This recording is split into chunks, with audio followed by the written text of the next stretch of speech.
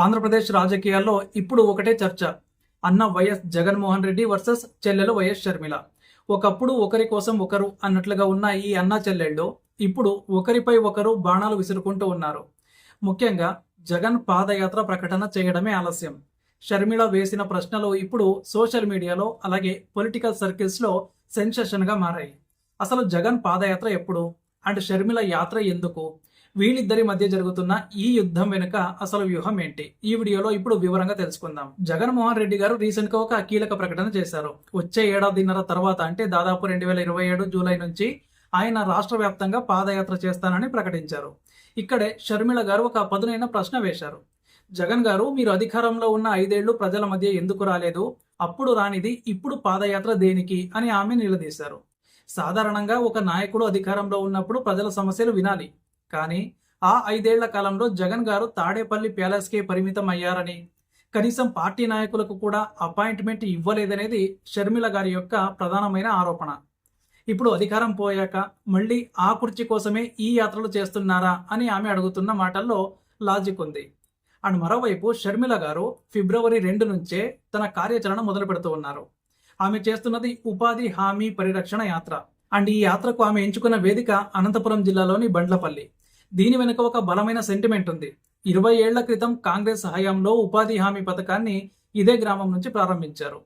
ఇప్పుడు కేంద్ర ప్రభుత్వం తీసుకొచ్చిన కొత్త చట్టం వల్ల ఉపాధి హామీ కూలీలకు అన్యాయం జరుగుతోందని, దానికి వ్యతిరేకంగా పోరాడతామని ఆమె చెప్తూ ఉన్నారు. అంటే జగన్ 2027లో యాత్ర చేస్తాను అంటే షర్మిల ఇప్పుడే రంగంలోకి దిగుతూ ఉన్నారు. ప్రజల సమస్యల మీద పోరాడటానికి గ్యాప్ ఎందుకు, ఇప్పుడే ఎందుకు రాకూడదు అనేది ఆమె వాదన. ఇక్కడ మనం గమనించాల్సింది కేవలం రాజకీయాలే కాదు, వీళ్ళిద్దరి మధ్య ఉన్న ఆస్తి తగాదాలు కూడా. సరస్వతి పవర్ షేర్ల విషయంలో ఇప్పటికే కోర్టుల చుట్టూ కేసులు నడుస్తూ ఉన్నాయి. ఆ మధ్య జగన్ గారు ఎన్సిటిఎల్లో ఒక స్టే కూడా తెచ్చుకున్నారు. తను ప్రేమతో ఇస్తానన్న ఆస్తులను షర్మిల అక్రమంగా బదిలీ చేసుకున్నారని జగన్ ఆరోపిస్తూ ఉంటే, కాదు ఇది మా తండ్రి వైఎస్ఆర్ ఆస్తి, నాకు వాటా ఉండాల్సిందే అని షర్మిల గారు వాదిస్తూ ఉన్నారు. సో ఈ కుటుంబ కలహాలు కాస్త ఇప్పుడు రాజకీయ రంగు పులుముకున్నాయి. జగన్ వైఫల్యాలను ఎండగట్టడం ద్వారా ఏపీలో కాంగ్రెస్ ను బలోపేతం చేయాలని షర్మిల చూస్తుంటే, కూటమి ప్రభుత్వం మీద వ్యతిరేకత వచ్చే వరకు వేచి చూసి అప్పుడు పాదయాత్రతో మళ్లీ పుంజుకోవాలని జగన్ ప్లాన్ చేస్తూ ఉన్నారు. నిజానికి సామాన్య ప్రజలు ఏమనుకుంటున్నారంటే, రాజకీయం ఏదైనా సరే అది ప్రజల కోసమే ఉండాలి. జగన్ గారు తన హయాంలో నవరత్నాలు ఇచ్చాం, అభివృద్ధి చేశాం అంటున్నారు. కానీ షర్మిల మాత్రం మద్యపాన నిషేధం ఏమైంది, జలయజ్ఞం ప్రాజెక్టులు ఎందుకు పూర్తి కాలేదు అని ప్రశ్నిస్తూ ఉన్నారు. ఇవన్నీ ఒకవైపు ఉంటే, ఋషికొండ లాంటి ప్రకృతి సంపదను నాశనం చేశారని ఆమె చేస్తున్న విమర్శలు గట్టిగానే వినిపిస్తూ ఉన్నాయి. అధికారం ఉన్నప్పుడు ప్రజలకు దూరంగా ఉండి ఇప్పుడు పాదయాత్ర చేస్తారంటే ప్రజలు నమ్ముతారా అనేదే ఇప్పుడు షర్మిల గారి ప్రశ్న.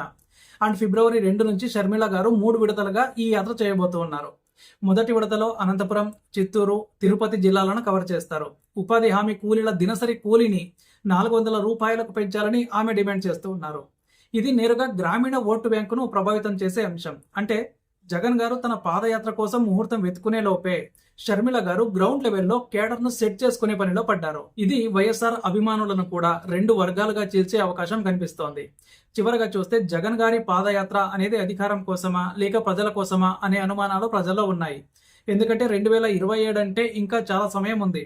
ఒకవేళ ప్రజలు నిజంగా ఇబ్బందుల్లో ఉంటే ఒక ప్రతిపక్ష నాయకుడిగా ఇప్పుడే రోడ్డు మీదకి రావాలి కదా అనేది ఒక సామాన్యుడి ఆలోచన. మరోపక్క షర్మిల గారు తన అన్న అని చూడకుండా చేస్తున్న విమర్శలు రాజకీయంగా ఆమెకు ప్లస్ అవుతాయా లేదా అనేది చూడాలి. ఏది ఏమైనా వైఎస్ఆర్ వారసత్వం కోసం జరుగుతున్న ఈ పోరాటం ఏపీ రాజకీయాల్లో కొత్త మలుపులు తిరగడం ఖాయం. ఒకప్పుడు జగన్ కు వెన్నుముకగా నిలిచిన షర్మిలే ఇప్పుడు ఆయన రాజకీయ భవిష్యత్తుకు పెద్ద అడ్డంకిగా మారుతుందా? కాలమే సమాధానం చెప్పాలి. ఈ రాజకీయ పరిణామాలపై మీ అభిప్రాయం ఏంటి? జగన్ పాదయాత్రపై షర్మిల చేస్తున్న విమర్శల్లో నిజం ఉందంటారా? కామెంట్స్ లో తెలియజేయండి. అలాగే మన ఛానల్ ను సబ్స్క్రైబ్ చేసుకోండి.